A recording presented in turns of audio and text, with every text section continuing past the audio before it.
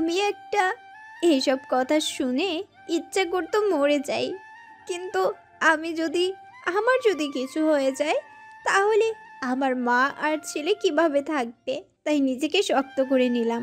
এরপর থেকে লোকেদের কথায় কান দিতাম না, নিজের পায়ে দাঁড়ানোর চেষ্টা করি। প্রতিদিন ছোট ছোট বাচ্চাদের টিউশনি করাতাম। এর থেকে বেশি তো করতে পারবো না। আমি মাত্র ইন্টার পাস, কেউই বা আমাকে ভালো কোনো চাকরিতে নেবে, কিন্তু তাতেও আমি দমে যাইনি। যতটুকু পারতাম ততটুকু কাজ করতাম। এভাবে কেটে যায় পুরো 1 বছর 5 মাস। এখন সব কিছু মানিয়ে নিয়েছি আমি, কিন্তু কেন যেন শুভর কথা মনে পড়লে নিজেকে আটকে রাখতে পারি না। কথাগুলো বলে চুপ হয়ে যাই। রেয়ানও চুপ করে আছে। হঠাৎ সে আমার দিকে ফিরে বলে ওঠে, আচ্ছা, আমার যতটুকু মনে হয় শুভ খারাপ ছিল, তাহলে তুমি ওকে ভালো বলছিলে কেন? কেমনে খারাপ বলুন তো? এত কিছু করেছে সে আমার জন্য, তাকে খারাপ কিভাবে বলি আমি? হ্যাঁ, ও যা করেছে তা ওর করা উচিত ছিল না, আবার হয়তো আমারই কোনো দোষ ছিল। এই তো বাংলাদেশের ডিপিক্যাল মাইয়া, যত কিছু হোক না কেন সব দোষ তাদেরই। স্বামীরা যেন ধোয়া তুলসী পাতা। মানে? মানে দোষ ওর ছিল, তোমার না। ওই খারাপ। হয়তো। আবার বলে হয়তো। আমি চুপ করে থাকলাম। আসলেই রিয়ান ঠিক বলছে, শুভ হয়তো খারাপই ছিল, কিন্তু এতগুলো বছর থেকেছি তার সাথে, কই কোনো বাজে দিক তো দেখিনি তার। তাহলে হুট করে এত পরিবর্তন কেন? এগুলো ভাবছি হঠাৎ রেয়ান আবার বলে উঠল, আচ্ছা, এত কম বয়সে বেবি হয়েছিল তোমার, কোনো কি খারাপ ইফেক্ট পড়েনি তোমার উপর? না, হয়তো আমার ভাগ্য এমন কিছু ছিল না। হুম। আচ্ছা রিয়ান, আপনি আমাকে কোথায় প্রথম দেখেছিলেন?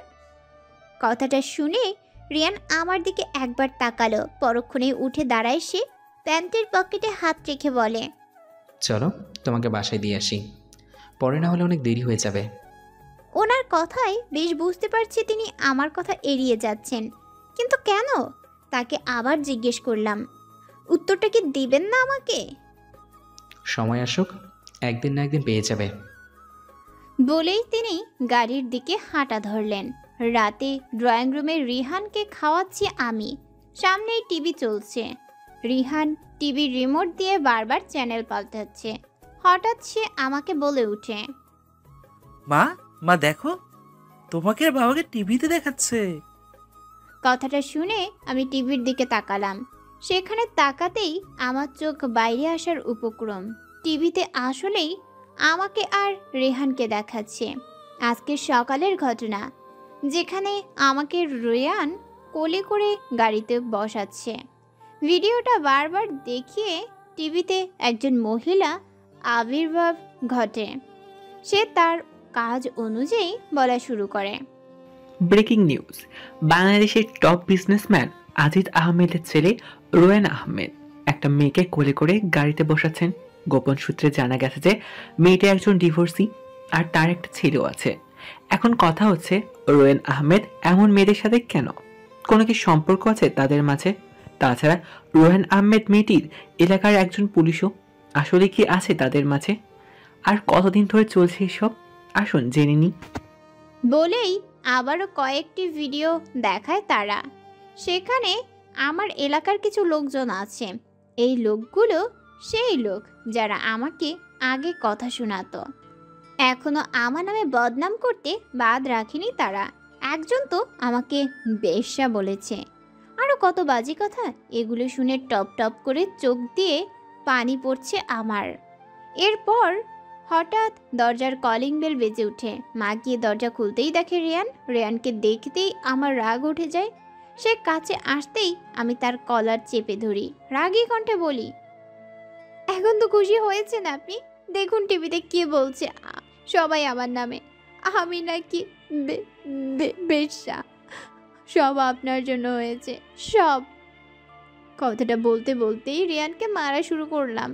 তা দেখে রিহান মায়া ভরা কণ্ঠে বলল, মা, বাবাকে মারছো কেন? কোনো বাবা নাই লোক তোর। আর একবার যদি কোনো অচেনা লোককে বাবা রাখিস তাহলে আমার থেকে খারাপ কেউ হবে না বলে দিলাম।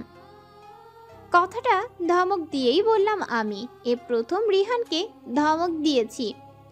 পানিতে চোখ ভরে গেছে আমার ছেলেটার, মায়া ভরা দৃষ্টিতে তাকিয়ে আছে আমার দিকে। ওর চোখের পানি দেখে আমার খুব কষ্ট হচ্ছে, কিন্তু তাও নিজেকে শক্ত রাখলাম। মাকে উদ্দেশ্য করে বললাম, মা, রিহানকে নিয়ে যাও এখান থেকে। আমার কথা শুনে মা তৎক্ষণাৎ রিহানকে নিয়ে সেখান থেকে চলে গেলেন। এদিকে রিহানের বকা দিতে দেখে রিয়ান আমাকে কিছুটা রাগী কণ্ঠে বলল, আমার উপরের রাগ তুমি রিয়ানের উপর কেন ঝাড়ছ? কেন কষ্ট হচ্ছে বুঝি? আচ্ছা, আপনার কেন কষ্ট হচ্ছে? কষ্ট তো আমার হওয়ার কথা, তাই না? তাহলে আপনার তো দরদ কেন ওর প্রতি? আপনি আমাদের কেউ না, দূরে থাকবেন আমাদের কাছ থেকে। দেখো মীরা, শান্ত হও। কেন কেন শান্ত হব আমি? কেন আমি কোনো শান্ত হচ্ছি না। আমার কি মনে হয় জানেন, টিভিতে যা দেখাচ্ছে সব আপনি ইচ্ছা করে করেছেন যাতে আমি আপনাকে বিয়ে করি, তাই না? আরে আপনি এত নীচ যে আমাকে বেশ্যা বানিয়ে দিলেন। কথাটা শুনতেই রিয়ান রেগে গেল। আমার হাত শক্ত করে ধরে জোরে চিল্লিয়ে মীরা বলে উঠল।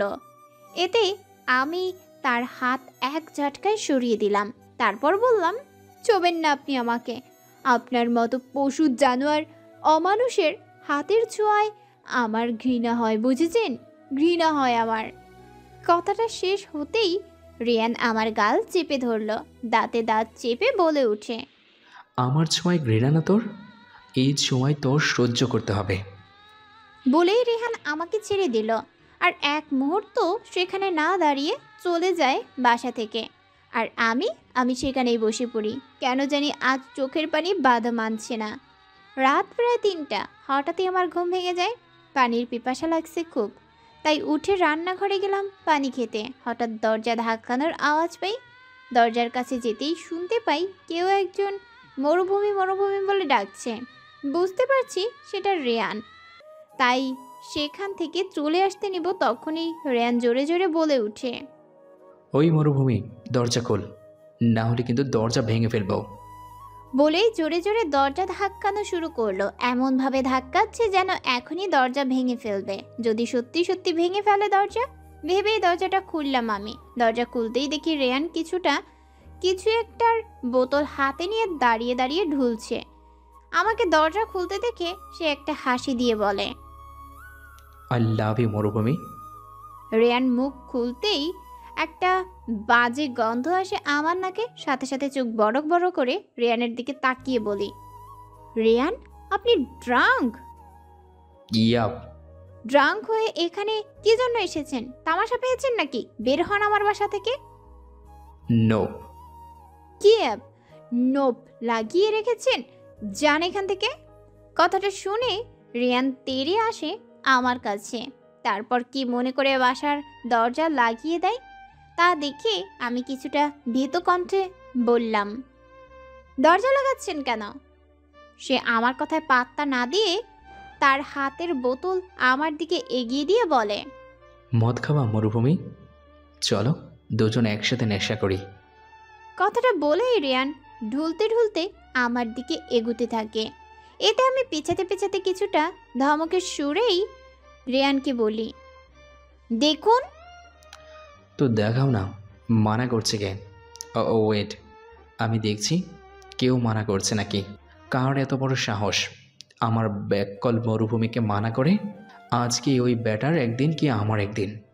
বলেই নিজের চারপাশে তাকাতে শুরু করে, কেউ আছে কিনা তা দেখার জন্য। এদিকে আমি ব্যাককলের মতো তাকিয়ে আছি তার দিকে। নেশা করে কি এর মাথা গেছে নাকি? কি সব আবল তাবল বলছে কথা। ইচ্ছে করছে তো এক বাড়ি দিয়ে তার মাথা ফাটিয়ে দিতে, কিন্তু এখন রাগলে চলবে না। তাই ইচ্ছেটা সাইডে রেখে শান্ত কণ্ঠে রেয়ানকে বলি, রিয়ান, এখানে কেউ নেই, আপনি আর আমি আছি শুধু। তাহলে তো ভালোই হলো, যত ইচ্ছে তত মদ খাইতে পারবো, কি বলো? তার কথা শুনে আমি হাসবো না কাঁদবো বুঝতে পারছি না। তারে আমি কই কি আর সে আমারে কয় কি। উফ, বিরক্তিকর একটা অবস্থা। বুঝতে পারছি না রেয়ানকে বাসা থেকে বের করব কিভাবে। কোনো মতে নিজেকে সামলে নিয়ে মিষ্টি স্বরে রেয়ানকে বললাম, দেখুন রিয়ান, এখন অনেক রাত হয়েছে, এভাবে কারো বাসায় এত রাতে আসতে হয় না। লোকে দেখলে কি বলবে? আপনি প্লিজ যান এখান থেকে। না, আমি যাব না। আমি আমার মরুভূমির সাথে নেশা করব। এখন কিন্তু আমি রেগে যাচ্ছি রিয়ান, ভালোভাবে বলছি, যান এখান থেকে, না হলে। না হলে কি করবে? কিছুই করতে পারবে না তুমি আমার। আমি তোমাকে বলছি, তুমি আমার সাথে নেশা করো, না হলে আমি তোমাকে চুমু দেব, তাও আবার লিপে। মানুষ যে এত বাজে হতে পারে তা আপনাকে না দেখলে আমি তো জানতেই পারতাম না। দেখুন, আমি আবারও বলছি, যান আমার বাসা থেকে, না হলে কিন্তু আমি চেঁচামেচি করব। আপনি কি চান আমি চেঁচামেচি করে লোকজন ডাকাই? ডাকো, দেখি তোমার কত বড় গলা। কিন্তু আমি শিওর, ফাটা গলা যেমন তেমনই হবে তোমার গলার স্বর। তাছাড়া এতে তোমারই লস। তোমার চেঁচামেচিতে লোকজন তোমার বাসায় আসবে, আমাদের এভাবে একসাথে দেখবে, তারপর অনেক বাজে বাজে কথা বলবে, অ্যান্ড লাস্টে আমাদের বিয়েও দিয়ে দিবে। হ্যাঁ, রেয়ান, আপনি এত বাজে কেন বলুন তো? এত কিছুর পরও আমার সামনে আসতে আপনার লজ্জা করে না? কিভাবে বলছেন এগুলো? মাতাল অবস্থা থেকেও এত বাজে কথা বলছেন। হ্যাঁ বলছি, কারণ এই মদের নেশা আমাকে গ্রাস করতে পারে না। কে পারে জানো? তুমি। তোমার নেশা যে আমাকে খুব বাজেভাবে গ্রাস করছে। চাইলেও সেখান থেকে বের হতে পারবো না। মাতাল অবস্থায় থেকেও বারবার তোমার কথাই মনে পড়ে আমার। কি করব বলো? আমি যে নিরুপায়। তোমার বাঁধনে আমি খুব বাজেভাবে আটকে পড়েছি। আপনি জীবনেও শুধরাবেন না মিস্টার রেয়ান। এখনও আপনি এগুলো বলছেন। আমার আর এসব সহ্য হচ্ছে না রেয়ান। প্লিজ যান আমার সামনে থেকে, আমার বাসা থেকে। হাত জোর করছি আপনাকে, প্লিজ চলে যান। আপনার এসব কথা আমার শুনতে ইচ্ছে করছে না। আমার কথা শুনে রেয়ানের কানে গেছে কিনা নাকি জানি না, তবে সে কিছু না বলে দরজার দিকে যেতে লাগলো। এটা দেখে আমি ভেবেছিলাম রেয়ান হয়তো চলে যাবে, কিন্তু না, সে দরজার দিকে দুপা এগিয়েই আবার আমার কাছে এসে আমাকে কোলে তুলে নিল। তারপর আমার দিকে তীক্ষ্ণ দৃষ্টি নিক্ষেপ করে বলল, এখানে মদ খেয়ে মজা নেই, বুঝলে মরুভূমি? একটা কাজ করি, চলো ছাদে যাই, সেখানে খাবো। ছাদটা কোন দিকে বলো তো? জীবনেও বলবো না। চাঁদ কোন দিকে? নামান আমাকে। কোলে নিয়ে আছেন কেন আমায়? আমার ইচ্ছে। আর শোনো, তোমাকে ছাদ কোথায় সেটা বলতে হবে না। আমি জানি ছাদ কোন দিকে, জাস্ট ফর্মালিটির জন্য বললাম। এখন সেটার উত্তর না দিয়ে নিজের বেয়াদবির প্রমাণ দিলে তো আমার কিছু করার নেই। কি বললেন আপনি? আমি বেয়াদব? আর ফর্মালিটি? এখানে ফর্মালিটির কি আছে? হ্যাঁ, তুমি বেয়াদব, চরম রকমের বেয়াদব। অ্যান্ড আমার যা ইচ্ছে আমি তোমাকে তাই ডাকবো। ইচ্ছে করলে ফাজিল, বস্তি সব ডাকবো। তোমার তাতে কি? হ্যাঁ, আরে আমার ব্যাপারে বলছে আর আমাকেই জিজ্ঞেস করে, আমার তাতে কি? মাথাটাতে কি গেছে নাকি আপনার? নামান আমাকে, আর এক্ষুনি বের হন না আমার বাসা থেকে। আমার কথা তার কানে ঢুকছে বলে মনে হয় না। সে তার মতো করে ছাদে নিয়ে যেতে লাগলো আমাকে। আমার দিকে তাকিয়ে কিছুটা রাগী কণ্ঠে বলল, ব্যাককল মরুভূমি একটা। মাথার উপর বিশাল চাঁদ বিরাজ করছে। চাঁদের আলোয় চারপাশটা স্পষ্ট দেখা যাচ্ছে, সাথে দেখা যাচ্ছে রেয়ানের উদ্ভট কাণ্ডগুলো। চাঁদের এক পাশে বসে আছি আমি, আর আমার পাশে বসে আছে রেয়ান। আমাদের ঠিক সামনে রাখা আছে মদের বোতলটা। রেয়ান এক দৃষ্টিতে তাকিয়ে আছে সেটার দিকে, এমনভাবে তাকিয়ে আছে যেন মদের বোতলটা নিয়ে তার কত শত চিন্তা। হঠাৎ সে আমার দিকে তাকিয়ে কিছুটা চিন্তিত ভঙ্গিতে বলল, আচ্ছা মরুভূমি, আমি মদের বোতলটা থেকে মাত্র এক ডুব খেয়েছি, তাহলে বোতলের মদ অর্ধেক হলো কিভাবে? আমার অগোচরে এখান থেকে তুমি কি মদ খেয়েছ নাকি? এমতো অবস্থায় আমার কি রিয়াকশন দেওয়া উচিত বুঝতে পারছি না। মানে আমি মদ খেয়েছি এটা রোয়েনের ধারণা? Like seriously? ইচ্ছে তো করছে এক্ষুনি ছাদ থেকে ফেলে দিয়ে একে। আমি বুঝি না এটা কি ধরনের পুলিশ। আমি কিছু বলতে যাব তার আগেই রেয়ান হুট করে আমার কোলে মাথা রেখে শুয়ে পড়ে আর খুব শক্ত করে জড়িয়ে ধরে আমায়।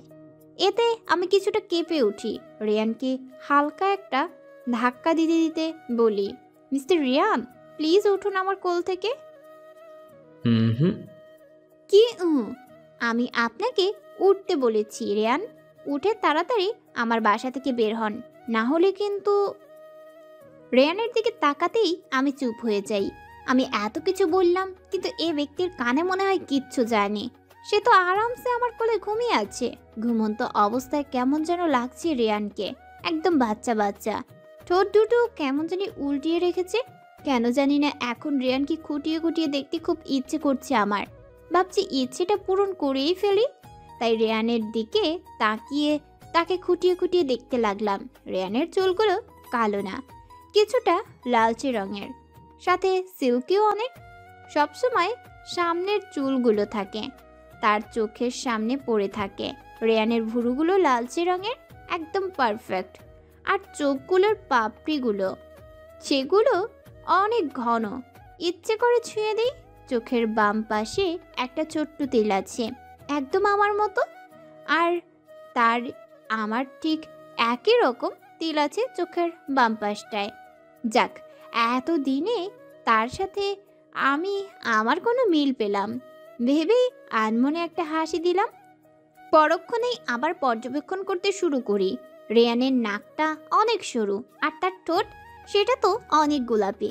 আচ্ছা, কোনো ছেলের ঠোঁট কি এত গোলাপি হয়? তার উপর তিনি ঠোঁট উল্টে ঘুমাচ্ছেন।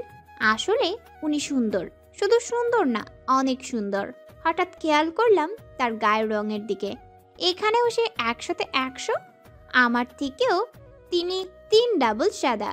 কেন যেন আমার আর তাকে দেখতে ইচ্ছে করছে না। খুব হিংসে হচ্ছে আমার। এত সুন্দর কেন তিনি, তাও আবার আমার থেকেও। ভোরের প্রথম আলো আমার চোখে পড়তেই আমার ঘুম ভেঙে যায়। রেয়ান এখনো আমার কোলে ঘুমোচ্ছে। তার দিকে একবার তাকিয়ে তাকে নিচে শুইয়ে দিলাম। তারপর চলে আসলাম নিচে, নিজের রুমে। সকাল প্রায় অনেক। আমি, রিহান আর মা সবাই নিচে, শুধু রেয়ান ছাড়া। সে এখনো মনে হয় ঘুমোচ্ছে ছাদে। নিচে আসার পর থেকে একবারও তার কাছে যাইনি আমি। হঠাৎ কলিং বেলের আওয়াজ পাই। দরজা খুলতেই দেখি একদল রিপোর্টার্স দাঁড়িয়ে আছে। আমাকে দেখতেই তারা নানা বাজে বাজে প্রশ্ন করতে শুরু করেন আমাকে।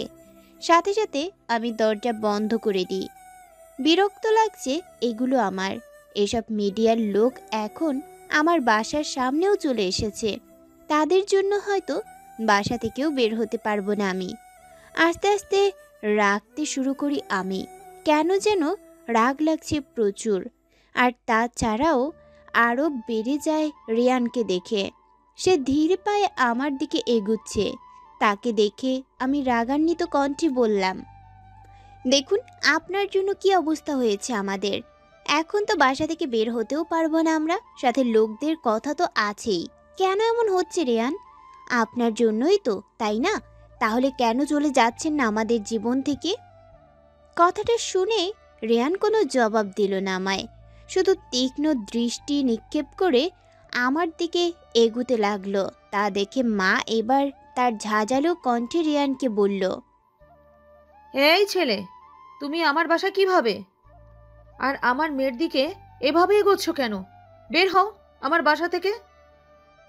মার কথা শুনে রিয়ান তার দিকে তাকালো। কিছুটা গম্ভীর কণ্ঠে মাকে বলে, দেখুন শাশুমা, আমি এখানে কিভাবে তা আপনার না জানলেও চলবে। আর শুনুন, আমার নাম রেয়ান। আমাকে রেয়ান বলে ডাকলেই আমি খুশি হব। আর আরেকটা কথা, আপনার মেয়ে আমার আমানত। তাই ওর সাথে আমি কি করি না করি তা আপনার না দেখলেও চলবে। Is that clear? কথাটা বলে রিয়ান আর এক মুহূর্তও দাঁড়ালো না। আমাকে কোলে নিয়ে সোজা পা বাড়ালো আমার রুমের দিকে। এদিকে সোফায় আরাম করে ঘুমিয়ে আছে রিহান। এতক্ষণ যে এত কিছু হলো তা যেন সে টেরই পায়নি। রুমে ঢুকতেই রিয়ান থেকে আমি নিজেকে ছাড়িয়ে নিলাম। তার কলার ধরে রাগী কণ্ঠে বললাম, আপনার সমস্যা কি বলুন তো রিয়ান? লজ্জা বা অনুতপ্ত বোধ কিছুই কি কাজ করছে না আপনার মাঝে? এত কিছুর পরও আপনি এখানে দাঁড়িয়ে আছেন। আর আপনার সাহস কিভাবে হলো আমাকে কোলে তোলার? কালকে রাতে কিছু বলিনি দেখে আপনি বারবার আমাকে কোলে নেবেন নাকি? কোলে নিব? 100 বার নিব, কারণ তুমি আমার আমানত। কিসের আমানত আমি আপনার? আমি কারো কোনো আমানত না, বুঝেছেন? আর আপনার তো জীবনেও না। আপনার মতো অমানুষের সাথে কথা বলতেও আমার ঘৃণা করে। তাই? তাহলে তো এটার অভ্যেস করে নাও, কারণ আমাদের যখন বিয়ে হবে তখন এগুলি সহ্য করতে হবে তোমার। কখনো না। যার জন্য আমার চরিত্রে দাগ লেগেছে তাকে আমি জীবনেও বিয়ে করব না। আমি মরে যাব, কিন্তু আপনাকে বিয়ে করব না। আমার কথা শেষ হওয়ার আগেই রিয়ান আমার 2 হাতের বাহু খুব শক্ত করে চেপে ধরে। নিজের মুখ আমার মুখের একদম কাছে এনে দাঁতে দাঁত চেপে বলে, কি বললি তুই? তুই মরে যাবি কিন্তু আমাকে বিয়ে করবি না, তাই না? আরে আমি চাইলে তোকে এখন এই মুহূর্তে বিয়ে করতে পারবো, কিন্তু কেন করছি না জানিস? কারণ আমি চাই তুই নিজে থেকে আমাকে বিয়ে করিস, জোর করে না। সে স্বপ্ন দেখা বন্ধ করে দিন রিয়ান, কারণ আপনার এই স্বপ্ন কখনো পূরণ হবে না। একটা কথা জানো কি মরুভূমি, আমি স্বপ্ন পূরণ করার জন্য দেখি, তা মাঝপথে রেখে দেওয়ার জন্য না। অ্যান্ড আই শিওর এই স্বপ্নটাও পূরণ হবে, তাও অনেক তাড়াতাড়ি। কথাটা বলেই রিয়ান আমাকে ছেড়ে দেয়। তারপর চলে যেতে নিলে আমি তাকে কিছুটা বিরক্ত কণ্ঠে বলি, কোথায় যাচ্ছেন আপনি? এখানে তো তুমি থাকতে দিবে না, তাই বাইরে যাচ্ছি, কাজ আছে। কিভাবে বাইরে যাবেন শুনি? মিডিয়ার লোক চারপাশ দিয়ে ঘিরে রেখেছে আমার বাসা, যাওয়ার কোনো উপায় নেই। তাহলে কি তুমি আমাকে এখানে থাকতে বলছো? তার কথাটা শুনে আমি চুপ হয়ে যাই, কি বলবো বুঝতে পারছি না। সে আমাকে চুপ থাকতে দেখে আমার দিকে কিছুটা এগিয়ে এসে মুচকি হেসে বলে, তুমি আমাকে এত কাঁচা খেলোয়াড় ভাবো মরুভূমি? ভুলে যেও না আমি একজন পুলিশ। কোথায় কিভাবে বের হতে হবে সেটা আমি খুব ভালো করেই জানি। বলেই আর এক মুহূর্ত না দাঁড়িয়ে সে রুম থেকে বের হয়ে যায়। দুপুর প্রায় 2টা, মাত্র রিহানকে খাইয়ে দিলাম আমি। এবার আমার আর মার খাবার পালা। টেবিলে খাবার বাড়ছি, এমন সময় দরজার কলিং বেল বেজে ওঠে। ভেবেছিলাম হয়তো মিডিয়ার লোক হবে, তাই পাত্তা দিলাম না, কিন্তু 5-6 বার কলিং বেল বাজার পর বাধ্য হয়ে দরজা খুললাম আমি। দরজা খুলেই দেখি রেয়ান দাঁড়িয়ে আছে, চোখ মুখ শক্ত করে রেখেছে সে, চোখ দুটো লাল হয়ে আছে, আর তার দৃষ্টি স্থির আমার চোখের দিকে। কেন জানি না রেয়ানকে খুব অস্বাভাবিক লাগছে আমার। ভালোভাবে রেয়ানের দিকে তাকাতেই আমার চোখ যায় তার হাতের দিকে। হাত থেকে টপ টপ করে রক্ত ঝরছে তার। বারান্দায় দাঁড়িয়ে বৃষ্টির এক এক ফোঁটা অনুভব করছি। মনটা অনেকটাই শান্ত হচ্ছে এতে। আবার যখন হঠাৎ বাতাস এসে ছুঁয়ে দেয় শরীরকে, তখন শরীরটা শিউরে উঠে আমার। এক অজানা অনুভূতি কাজ করা শুরু করে। কিছুক্ষণ এভাবে থেকে এক প্রশান্তির নিঃশ্বাস নিয়ে চোখটা খুললাম আমি। ঝড়ের শেষটা আমার পছন্দ। যখন ঝড় থেমে যায় তখন প্রকৃতিটা অনেক শান্ত শান্ত লাগে। এখন ঠিক তেমনই লাগছে আমার চারপাশটা। প্রকৃতি যেন এক আলাদা সৌন্দর্যে মেতে আছে। হঠাৎ নিচে তাকাতেই কাউকে দাঁড়িয়ে থাকতে দেখি আমি। ল্যাম্পপোস্টের আলোতে স্পষ্ট বোঝা যাচ্ছে এটা রিয়ান। বৃষ্টিতে ভিজছে সে। প্যান্টের পকেটে 2 হাত রেখে এক দৃষ্টিতে তাকিয়ে আছে সে আমার দিকে। আচ্ছা, রিয়ান এমন কেন? তার সব কিছুতেই যেন একটা নিজস্ব স্টাইল আছে। ভেবেই একটা দীর্ঘশ্বাস ফেললাম, আর দাঁড়ালাম না বারান্দায়, রুমে চলে আসলাম। কেন যেন ভালো লাগছে না আর সেখানে দাঁড়াতে। হয়তো রেয়ান আছে বলে রেয়ানকে দেখলেই মনে হয় তার ভেতরে কত শত রহস্য। আসলেই আছে, অনেক রহস্যই আছে তার মাঝে, যা দিন দিন মনে হচ্ছে বেড়েই যাচ্ছে।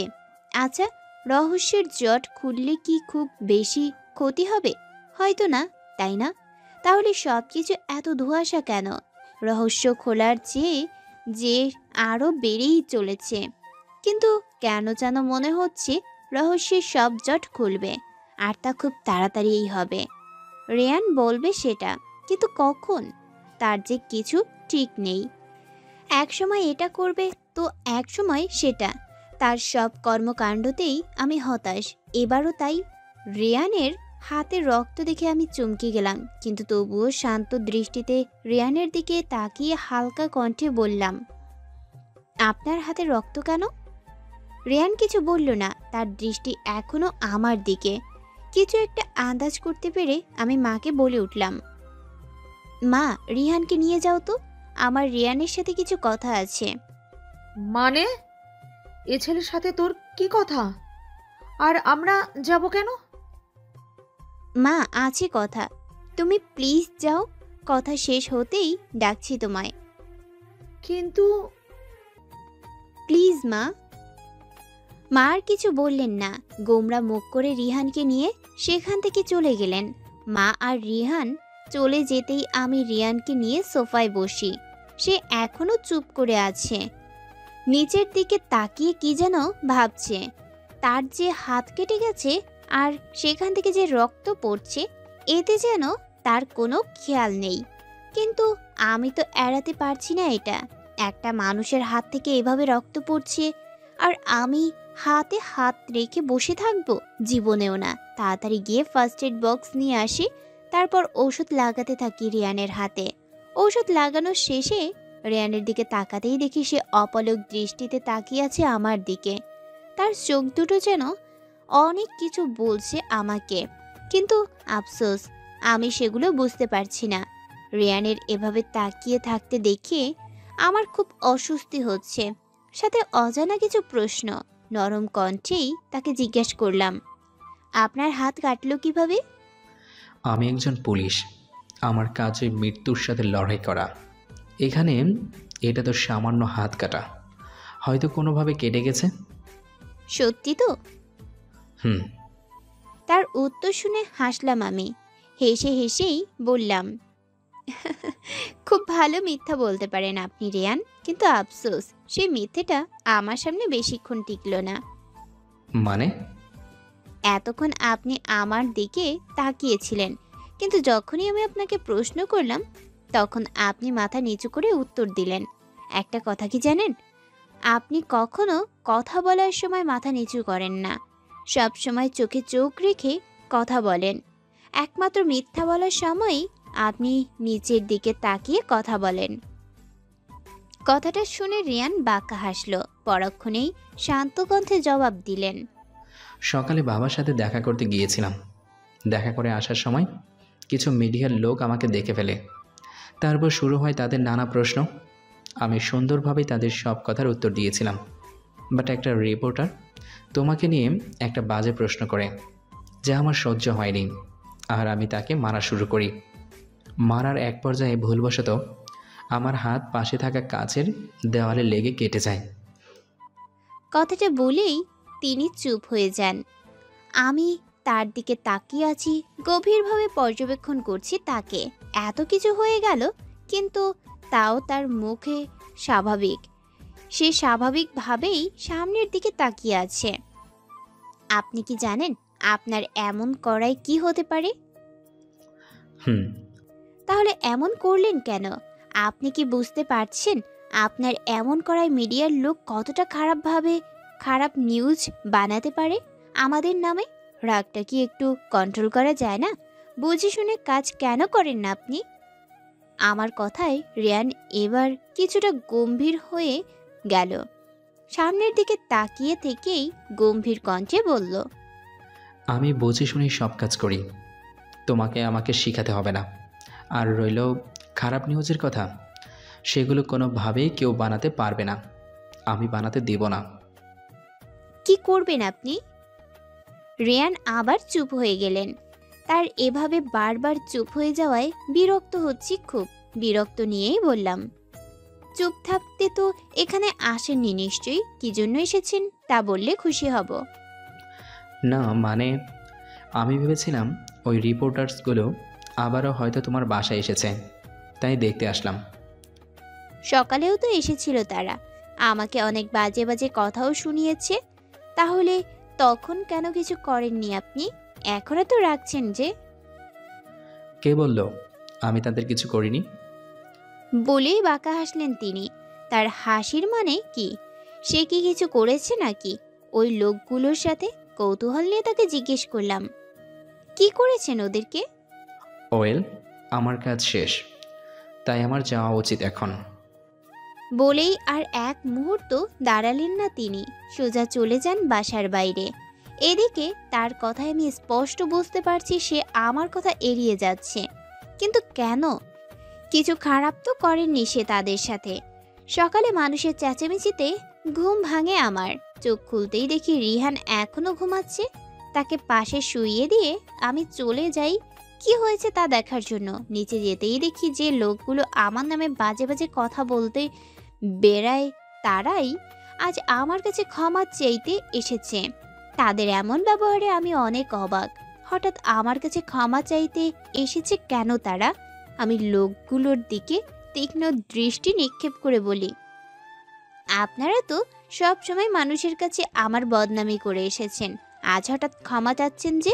আমার কথা শুনে একজন করুণ কণ্ঠে বলে উঠে, আমরা তো আর জানতাম না ওই পুলিশ তোমার কি হয়। জানলে হয়তো এসব বাজে কথা বলতাম না। মাফ করে দাও আমাদের মা।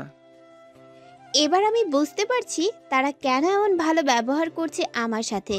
রিয়ান যে এমনটা করেছে তা স্পষ্ট। কেন যেন মনে হচ্ছে সে এখানেই কোথাও আছে।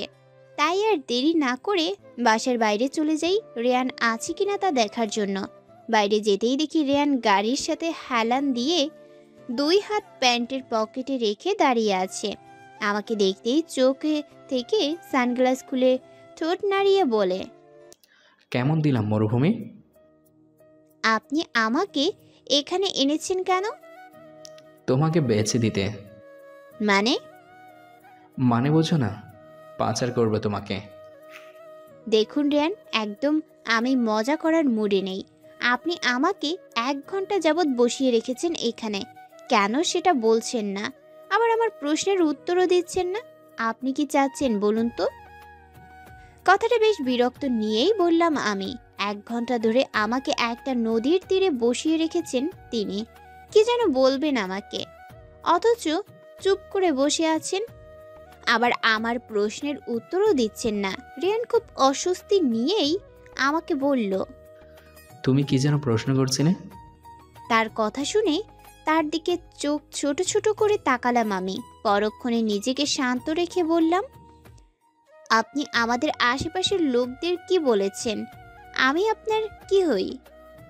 আমি তো শুধু ওদেরকে বলিনি, মিডিয়ার লোকদেরকেও বলেছি।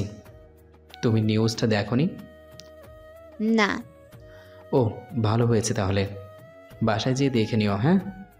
বাসায় গিয়ে দেখব, কিন্তু তার আগে আপনি আমাকে বলুন আপনি সবাইকে কি বলেছেন। না বললে হয় না? না। আসলে আমি না ওদেরকে বলেছি। কি বলেছেন? আমি ওদেরকে বলেছি তুমি আমার বউ আর আমি তোমার বর, মানে আমাদের বিয়ে হয়েছে। কথাটা শুনে আপনি আমার চোখ বড় হয়ে গেল। তৎক্ষণাৎ আমি বসা থেকে উঠে দাঁড়ালাম, চিল্লিয়ে বললাম, কি বলছেন এগুলো আপনি? হ্যাঁ, আমি আর আপনি স্বামী স্ত্রী? মাথা ঠিক আছে আপনার? আরে সবাইকে স্বামী স্ত্রী বলতে হলো, অন্য কিছু বলতে পারলেন না? অন্য কিছু আবার কি বলতাম? কেন ভাই বোন বলতে পারলেন না? Like seriously? আমি তোমাকে ভাই বোন বলে সবার কাছে পরিচয় দিব? জীবনেও না। তাছাড়া কোনো ভাই বোনকে কোলে করে গাড়িতে বসায়? সেটা আপনার জানা উচিত। আপনি কেন আমাকে কোলে করে গাড়িতে বসিয়েছিলেন, সব আপনার দোষ। ও রিয়েলি? শোনো, দোষ আমার না তোমার। কি হতো যদি তুমি আমার কথা মতো গাড়িতে আসতে? কথা না শোনার পরিণাম ছিল ওটা, বুঝলে? ওনার কথা শুনে শরীরে রাগে রিরি করছে আমার। মানুষটা আসলেই বাজে। ঝাঁঝালো কণ্ঠে তাকে বললাম, আপনি অনেক বাজে রিয়ান। আচ্ছা, আমাকে একটা কথা বলো তো মরুভূমি, তুমি কি আর কোনো কথা জানো না? আমার সাথে তোমার যখন থেকে দেখা হয়েছে তখন থেকে এই পর্যন্ত তুমি এই বাজে ওয়ার্ডটাই কতবার ইউজ করেছো বলো তো? আমার যতবার ইচ্ছে করবে আমি ততবার আপনাকে বলবো। আপনি কে হন আমাকে বলার? তোমার হবু বর। তার কথা শুনে রাগটা যেন আরো বেড়ে গেল। আর এক মুহূর্তও থাকবো না আমি তার সাথে। রেয়ান পেয়েছি কি আমাকে? উনি যা বলবেন তাই হবে? কখনো না।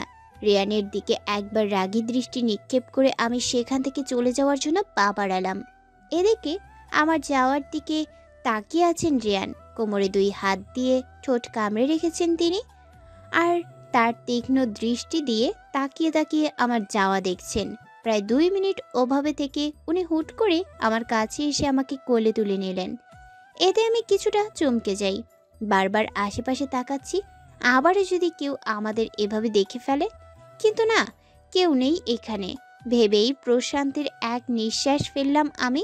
পরক্ষণে রেয়ানের থেকে নিজেকে ছাড়াতে ব্যস্ত হয়ে পড়লাম। ড্রয়িং রুমে বসে আছি আমি। আমার পাশেই মা আর রিহান বসে আছে। আর আমাদের ঠিক সামনে বসে আছেন রেয়ান। রেয়ান খুব শান্ত মেজাজে মার সাথে কথা বলছেন নিউজের ব্যাপারে। রেয়ান নানাভাবে চেষ্টা করছেন মাকে ইমপ্রেস করার, কিন্তু মা তো মাই। একবার কাউকে খারাপ লাগলে তার সাথে আর ভাব জমে না মার। তাই রিয়ান যত চেষ্টা করুক না কেন, মা গলে যাওয়ার পাত্রী নন। এদিকে রিহান তো রীতিমতো রিয়ান বলতে পাগল। যখন থেকে রেয়ান বাসায় এসেছেন তখন থেকে তার বাবা বাবা ডাক শুরু।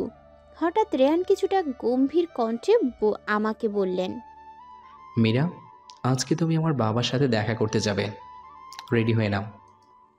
মানে কেন? বাবাই নিউজ হওয়ার পর থেকেই আমার সাথে দেখা করতে চেয়েছিল, বিভিন্ন কারণে পারেনি। আজকে সময় আছে, তাই তোমাকে তার কাছে নিয়ে যেতে বলেছে। কথাটি শুনে মা রেগে গেলেন, তবুও নিজেকে কিছুটা সময় নিয়ে বললেন, তুমি কোথাও নিয়ে যাবে না আমার মেয়েকে। আর তোমার বাবা যদি আমার মেয়ের সাথে দেখা করতে চায় তাহলে তাকে আসতে বলো। আমার মেয়ে কেন যাবে? শাশুমা, আমি চাইলে ওকে এমনিতেও নিয়ে যেতে পারবো। এতে আমার কারো পারমিশন লাগবে না। আমি শুধু আপনাকে জানানোর জন্য ওকে এখানে নিয়ে এসেছি। না হলে সকালে যেখানে গিয়েছিলাম সেখান থেকেই ওকে বাবার কাছে নিয়ে যেতাম, আর এতে আপনি কিছু করতেও পারতেন না।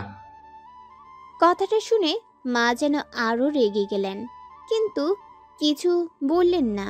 বুঝতে পারছি এখন কিছু বললে পরিস্থিতি আরো খারাপের দিকে যাবে। তাই কিছু না বলে রেডি হতে চলে গেলাম। সাথে রিহানও আছে। গাড়িতে বসে আছি আমি, রেয়ান আর রিহান। আমি আর রেয়ান সামনের সিটে আর রিহান পেছনের সিটে।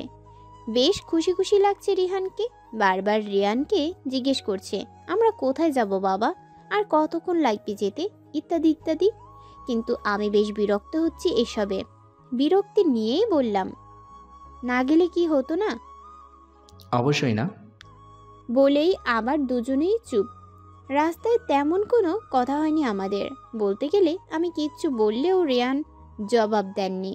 প্রায় আধা ঘন্টা পর আমরা পৌঁছে যাই গন্তব্যে। বিশাল বড় একটা গেট দিয়ে ঢুকছে গাড়ি। খুঁটিয়ে খুঁটিয়ে দেখছি চারপাশটা। কি সুন্দর বাড়ি রেয়ানের।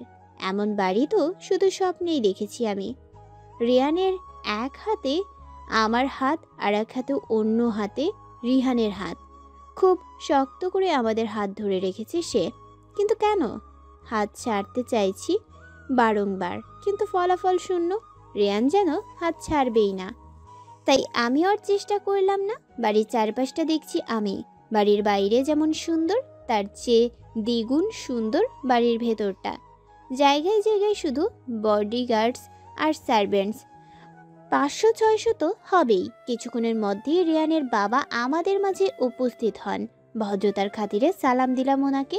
প্রতি উত্তরে সেও দিলেন। তারপর খুব মিষ্টি স্বরে বললেন, কেমন আছো মীরা? জি আলহামদুলিল্লাহ ভালো, আপনি? আমিও আছি একরকম।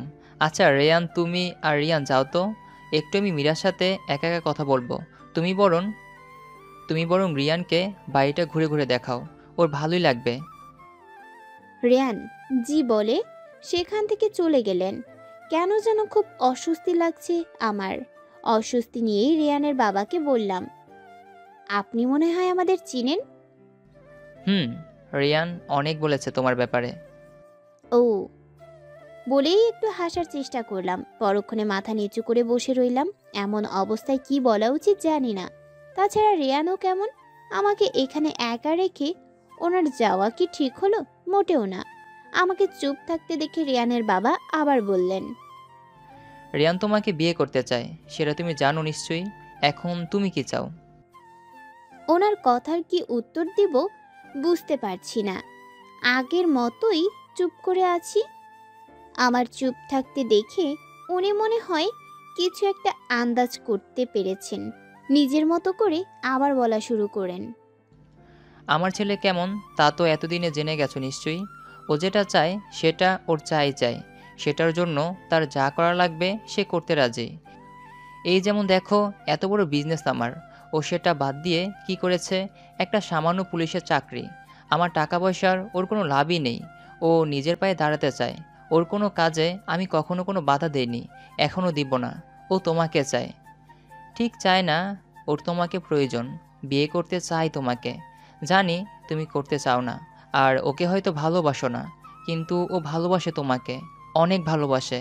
তবে এর জন্য কখনো নিজেকে পাল্টাবে নাও। ও যেমন তেমনই ভালোবাসতে চায় তোমাকে। তাই হয়তো তুমি ওর খারাপ রূপই বেশি দেখেছো, কিন্তু বিশ্বাস করো, ওর মন অনেক ভালো। ধীরে ধীরে তুমিও বুঝতে পারবে সেটা। যাই হোক, শেষে এইটুকু বলবো, আমার ছেলে খারাপ না, তবে ওর ভালো দিকটা সহজে কাউকে দেখায় না, অন্যদের খুঁজে নিতে হয় সেটা। আশা করি তুমিও পারবে। আর যদি পারো তাহলে আমার ছেলেটাকে একটু বোঝার চেষ্টা করো। সত্যি যদি কখনো ওকে ভালোবেসে ফেলো তাহলে ফিরিয়ে দিও না ওকে। খুব কষ্ট পাবে আমার ছেলেটা। বলেই তিনি চলে গেলেন সেখান থেকে। আর আমি এখনো মাথা নিচু করে বসে আছি। মাথাটা কেন যেন ঘুরছে আমার।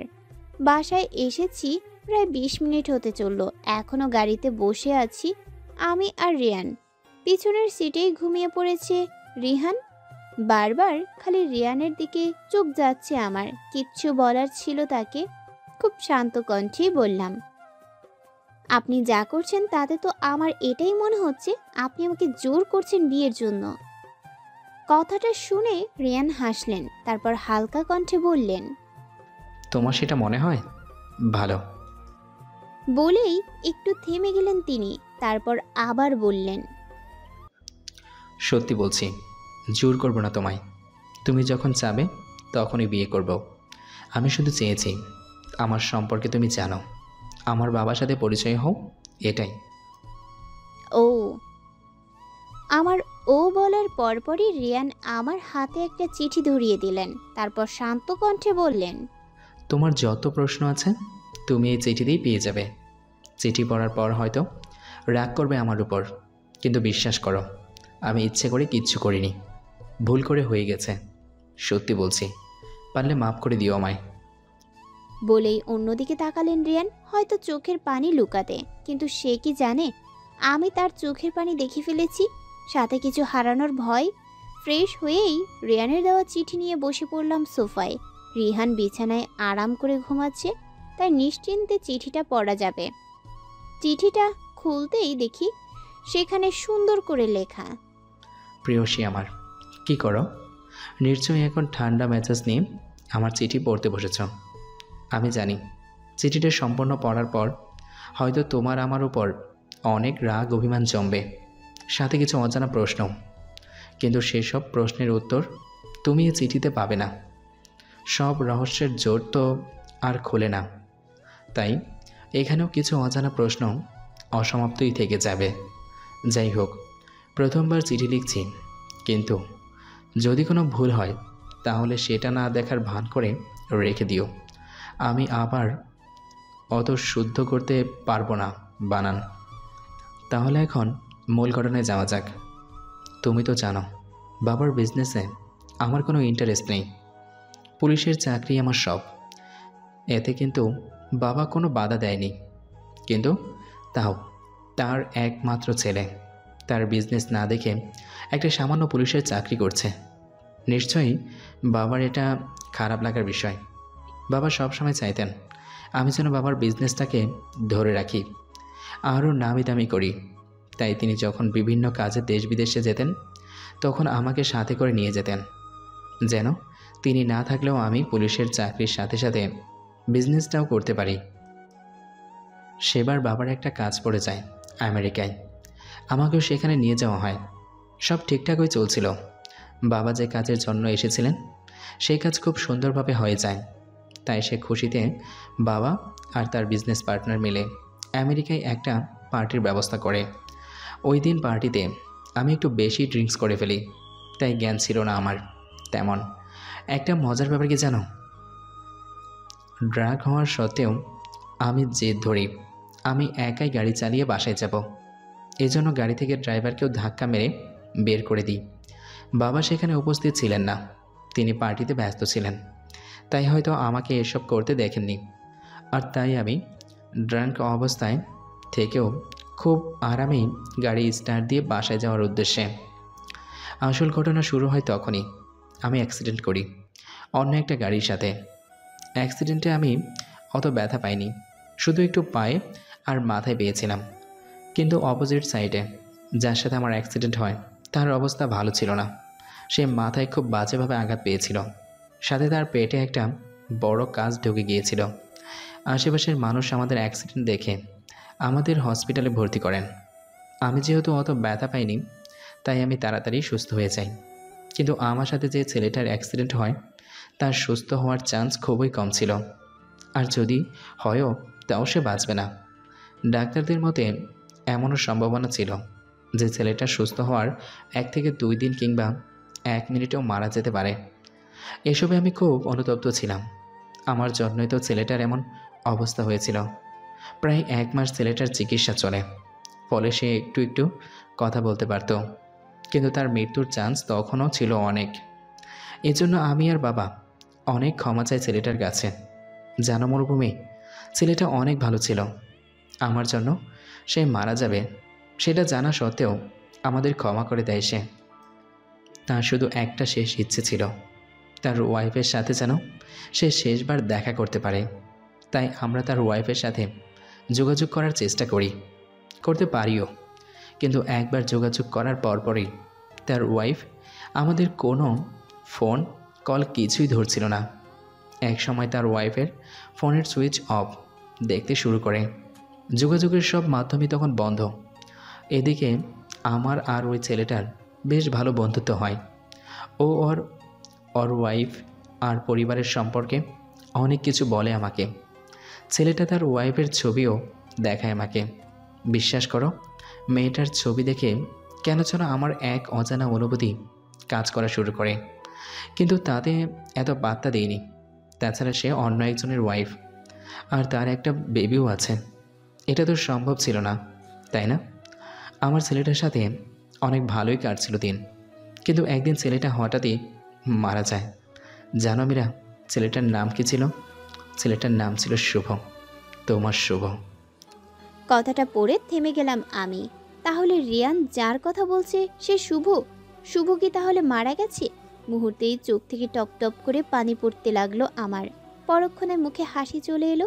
চিল্লিয়ে চিল্লিয়ে সবাইকে বলতে শুরু করছে, আমার স্বামীকে আমি আমার করে রাখতে পেরেছিলাম। সে আমার সাথে কোনো বিশ্বাসঘাতকতা করেনি। সত্যিই শুভ ভালোবেসেছিল আমায়। কিন্তু তাহলে ওই ডিভোর্স লেটার, চিঠি, ওগুলো কে পাঠিয়েছে? ভেবেই চোখের পানিগুলো মুছে ফেললাম বাম হাত দিয়ে। তারপর আবার চিঠি পড়া শুরু করলাম। শুভ মারা যাওয়ার 2 থেকে 3 দিন পরই আমি দেশে ফিরি। দেশে এসে আমার প্রথম কাজ ছিল তোমাকে খুঁজে বের করা। শুভর মারা যাওয়ার খবরটা তো তোমাকে দিতে হবে, তাই শুভর দেওয়া বাসার অ্যাড্রেসে যাই আমি। সেখানে গিয়ে তোমাকে পাইনি, কিন্তু শুভর বোন রিহা থাকতো সেখানে।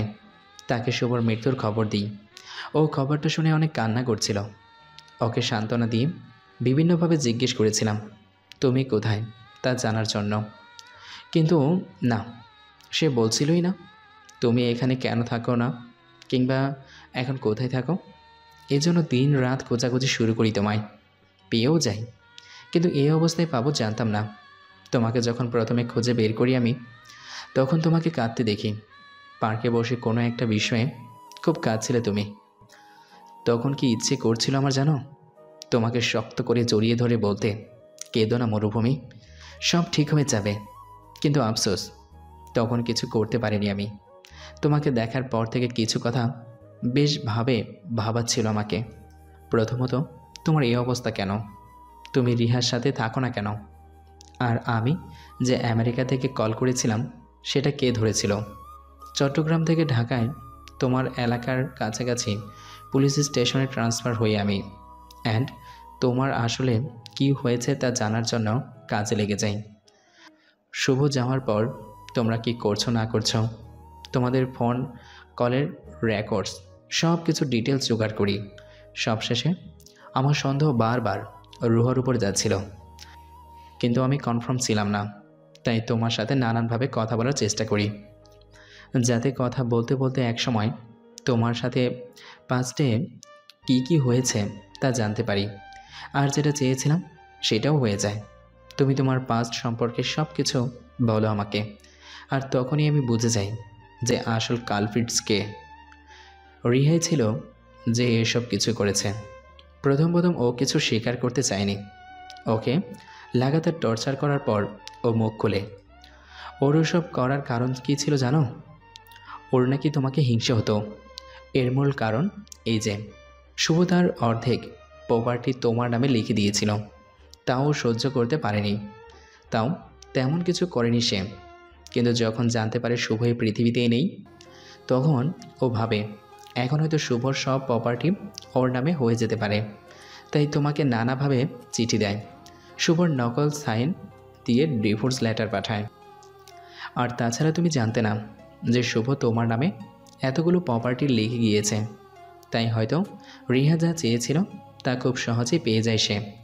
এখন মূলত রিহা কারাগারে বন্দি। ওকে শাস্তি দিয়েছি আমি। এই তো কিছুদিন হলো। আমি জানি মীরা, এখনও কিছু প্রশ্ন আছে তোমার। এগুলো তুমি যখন আমাকে জিজ্ঞেস করবে তখন আমি বলে দিব। সবশেষে শুধু এতটুকুই বলবো, প্লিজ আমাকে ভুল বুঝবে না। আমি তোমার ইচ্ছে করে কিচ্ছু করিনি। শুভর ব্যাপারটা অ্যাক্সিডেন্ট ছিল। হ্যাঁ, একটু ভুল তো অবশ্যই ছিল আমার। কিন্তু মীরা, সব কিছু বিবেচনা করে তারপর না হয় আমাকে যা বলার বলো। চাইলে যত ইচ্ছা তত থাপ্পড় মেরো, কিন্তু কখনো ছেড়ে যেও না। শ্বাস আটকে মারা যাব আমি, সত্যি। এখন যে তুমি বিহীন আমি কিচ্ছু না। তুমি থাকলেই আমি আছি, না হলে নেই। আচ্ছা মীরা, আমি যাকে ভালোবাসি সে কি জানে আমি তার মাঝে আমার অস্তিত্ব খুঁজে পাই? পুরো চিঠিটা পড়া শেষ আমার। চিঠিটার দিকে এক ধ্যানে তাকিয়ে আছি আমি। নিজেকে কেন যেন অনুভূতি শূন্য মনে হচ্ছে। শুভ আর এই পৃথিবীতে বেঁচে নেই ভাবতেই বুক ফেটে কান্না আসছে আমার। খুব ইচ্ছে করছে একটু কাঁদতে, কেন যেন ইচ্ছেটা দমিয়ে রাখতে পারলাম না। ওয়াশরুমে গিয়ে ঝর্ণা ছেড়ে সেটার নিচে বসে পড়লাম। যত ইচ্ছে তত কান্না করব আজকে আমি, তাহলে একটু হলেও তো আমার কষ্টটা কমবে, তাই না? আমার কিন্তু আগে খুব কষ্ট হতো এই ভেবে শুভ আমাকে ছেড়ে চলে গেছে। এখন এর চেয়েও দ্বিগুণ কষ্ট হচ্ছে এর জন্য যে শুভ এই পৃথিবী ছেড়ে চলে গেছে। আমি আর রিয়ান কালকের সেই নদীর তীরটায় বসে আছি। প্রায় অনেকক্ষণ ধরে আমরা চুপচাপ বসে আছি এখানে, রিয়ান মাথা নিচু করে আর আমি নদীর দিকে তাকিয়ে। নীরবতা ভেঙে রিয়ানই বলল, আমাকে মাফ করে দাও মীরা। এতে আপনার কোনো দোষ ছিল না রিয়ান, ভুল হয়তো হয়ে গেছে। কথাটা শুনে রিয়ানের মলিন মুখের হাসি রেখা ফুটে উঠল। কিছুক্ষণ পরেই আমার কথাটা শুনে রিয়ানের মুখ আবার মলিন হয়ে গেল। আচ্ছা রিয়ান, আমার যখন আপনার সাথে প্রথম দেখা হয় তখন আমাকে এসব কিছু বলেননি কেন? আর খারাপ ব্যবহারই বা কেন করেছিলেন?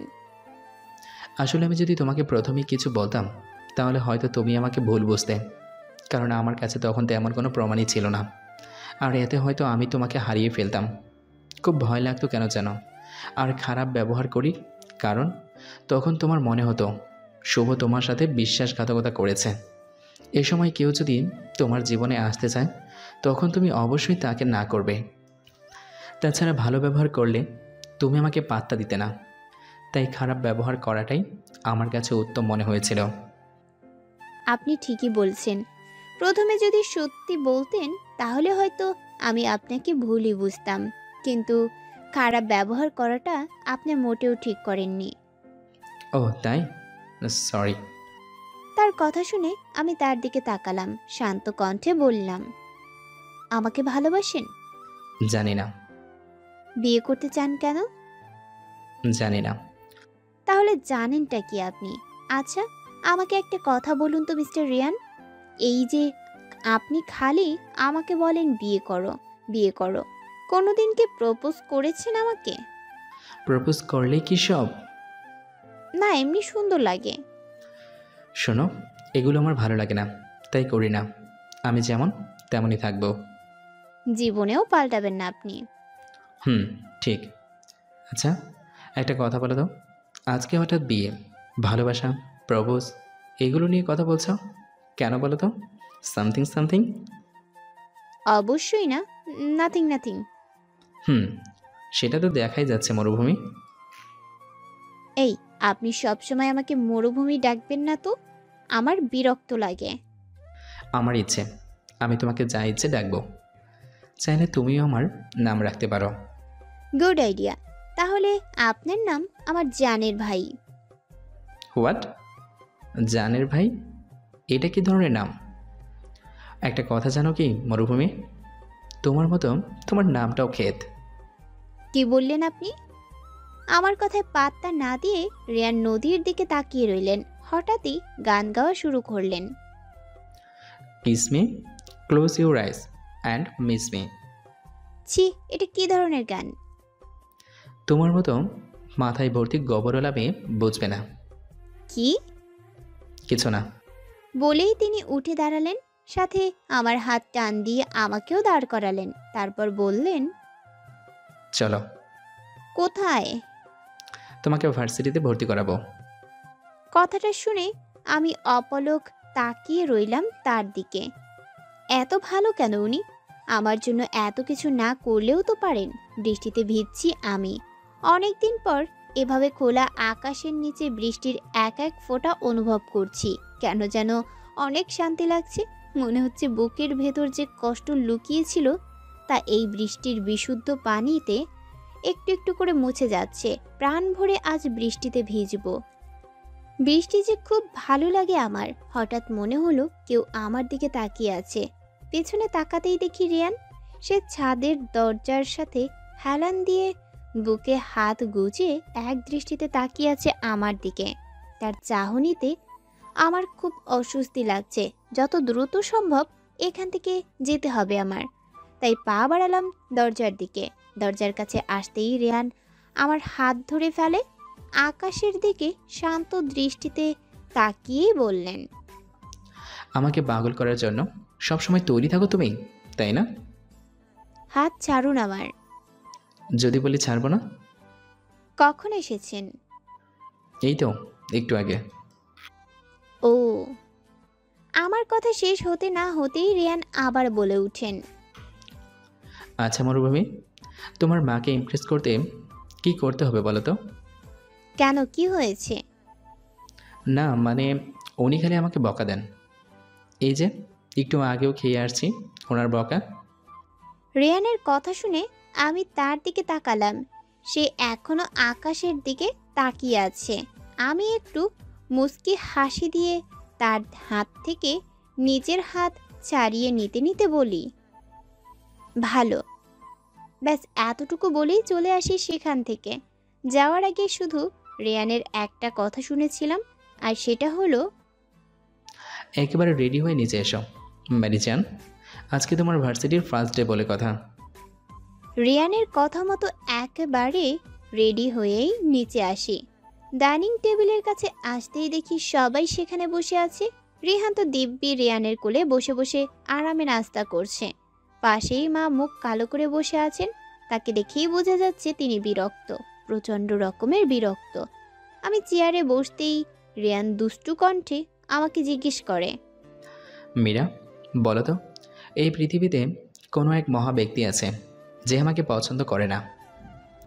সাথে সাথে রিহান জবাব দেয়, রাইট, মাই সান।